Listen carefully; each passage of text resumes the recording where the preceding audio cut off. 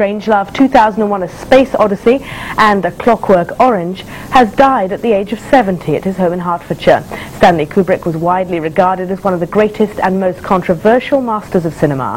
He'd just finished what was to be his last film, Eyes Wide Shut, which took 5 years to make. Our arts correspondent Nick Hyam looks back at his career.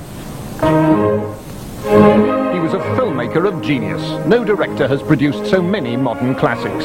Films like 2001, with its special effects and typically inspired use of music, delighted critics and made money.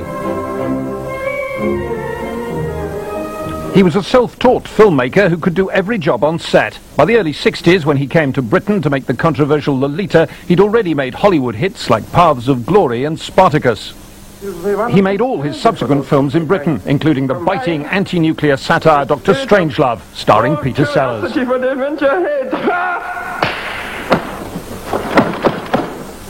In A Clockwork Orange, a gang commits rape and murder to the tune of Singing in the Rain and the music of Beethoven. The film's bleak view of the future horrified many. When it was blamed for provoking real violence, Kubrick withdrew all copies.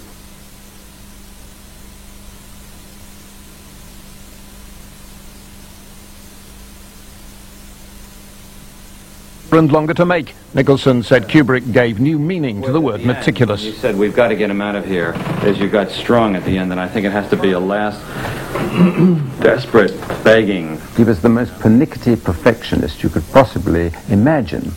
Fortunately, the films were very good, so you could say that despite his eccentricity, despite his reclusiveness, and despite the fact that he never gave interviews and kept himself in total secrecy, he was a great filmmaker, and thank God for that. In Full Metal Jacket, he created Vietnam in London's Docklands. His reputation was such that studios gave him as much time and money as he wanted.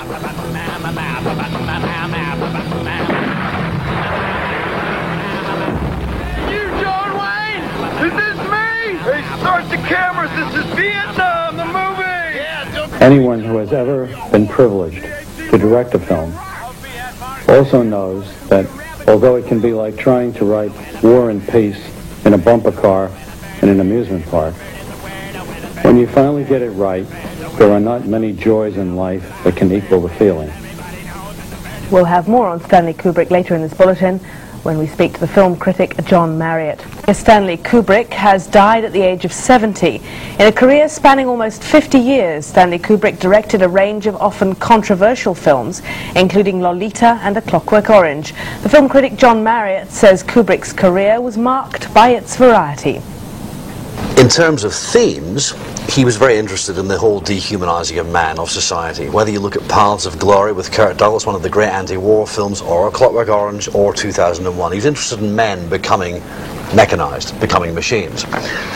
But unlike most directors, unlike most actors who work well across a narrow range, he could reinvent himself stylistically to suit the subject. So I think it's not easy to pin him down to one visual style, except to say he was highly visual. To illustrate the point you were making about dehumanizing, I think we have a clip from 2001: A Space Odyssey, which will run here. I know everything hasn't been quite right with me. Very confidently. That it's going to be all right again. An impressive film.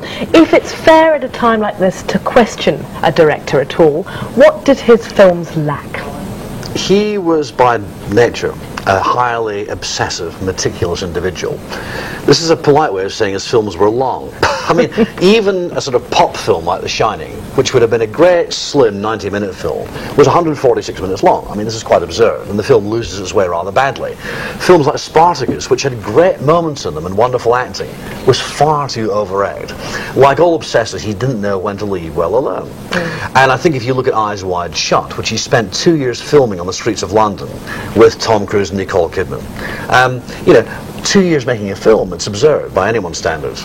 Well, what about Eyes Wide Shut? Because had he finished it to his satisfaction before he died? I think he probably had, because he wouldn't let anyone look at anything, even studio heads, until he was pleased. Now, have I got a fax for you? I had a fax on Friday, and according to this fax I got from the States, the executives of the studio that backed the film had seen it in a preview theatre in New York. Now, Kubrick would never have let them see it were he not ready.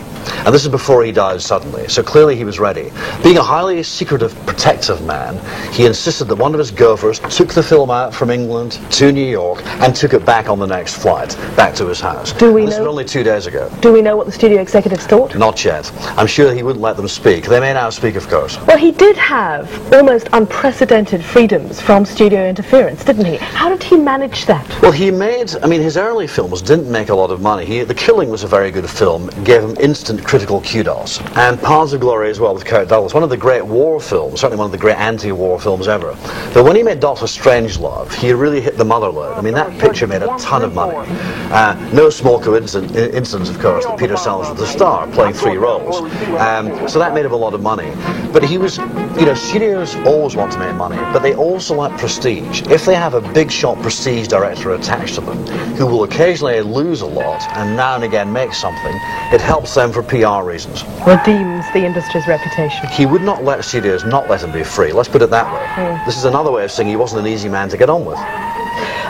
Why did he adopt the United Kingdom? Because he ended up shooting all his movies here, never leaving the country. He got fed up with Hollywood, but instead of just sort of, you know, complaining quietly and smiling at the right executives, he told them where to go and moved over here.